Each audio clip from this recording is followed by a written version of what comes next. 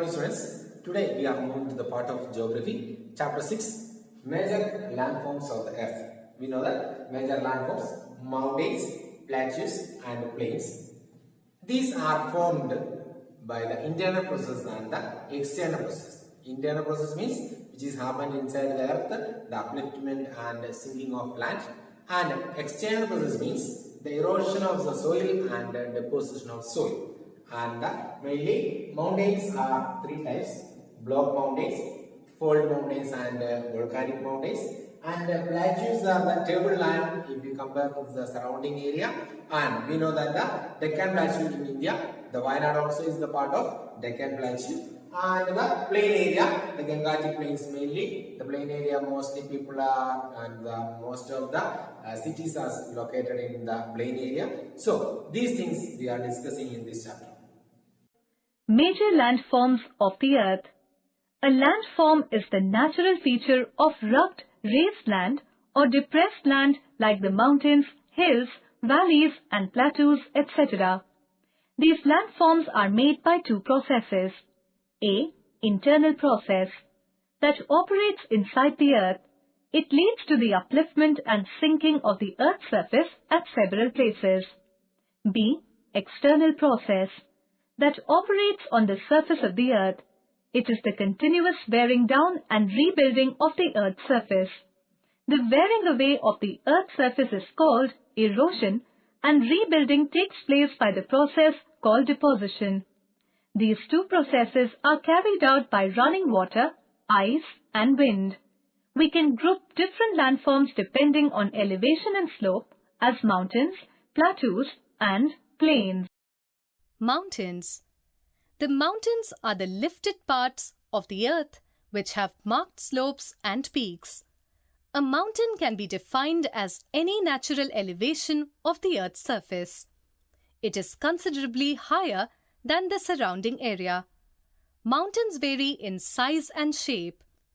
They are of different height, some are old and some are young.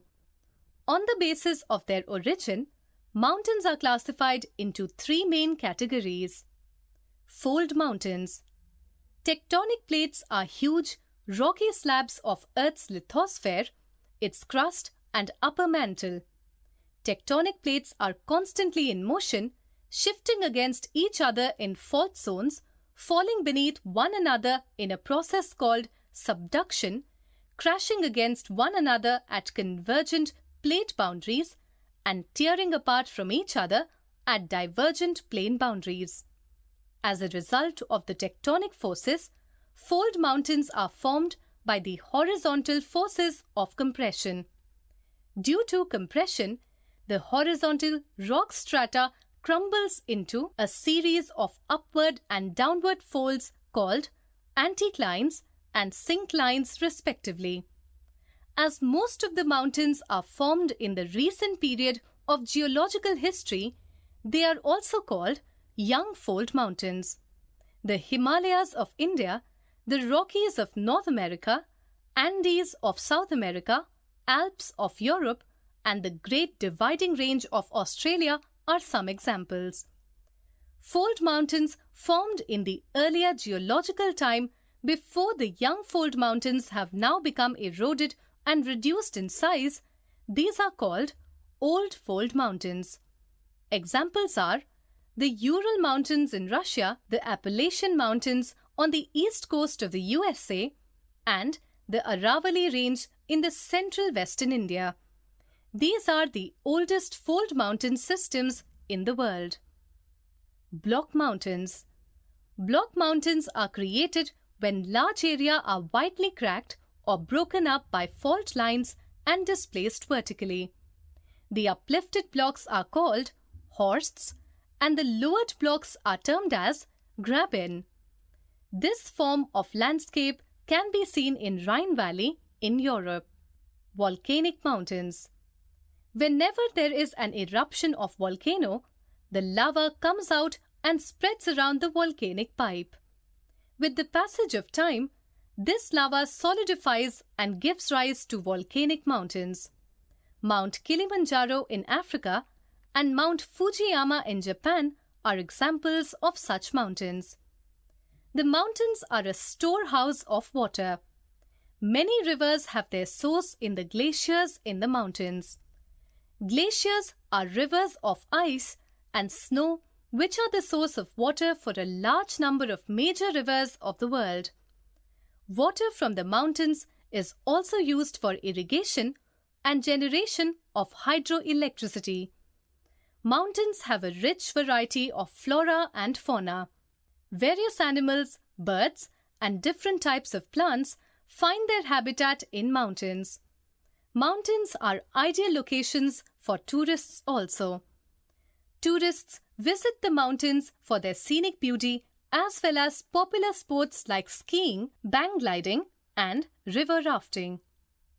Importance of mountains. Crores of people living in lowlands benefit from mountains. Mountains are the sources of both major and small rivers on earth. Mountains also play an important role in the water cycle because they capture moisture from the atmosphere and release it in the form of snow or water, which is essential for industries, settlements, and agricultural activities downstream. Water from mountains is also used to generate hydroelectric power. Renewable energy from mountains promotes economic development, especially in rural areas. In many developing countries, wood fuel from mountains is the main source of energy for settlements. Mountain wood provides timber for local use and export.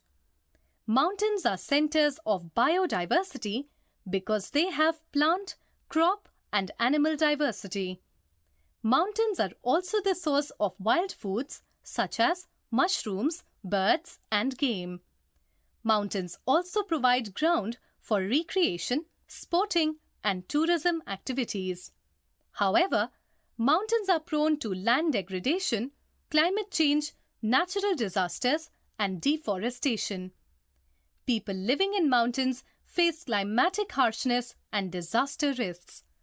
People in the mountains often suffer from poverty and lack of access to education and health services. Dear students, you have seen about the different types of mountains. Go through the textbook and read it carefully. Underline important points, and the rest of the chapter we will see in the next class.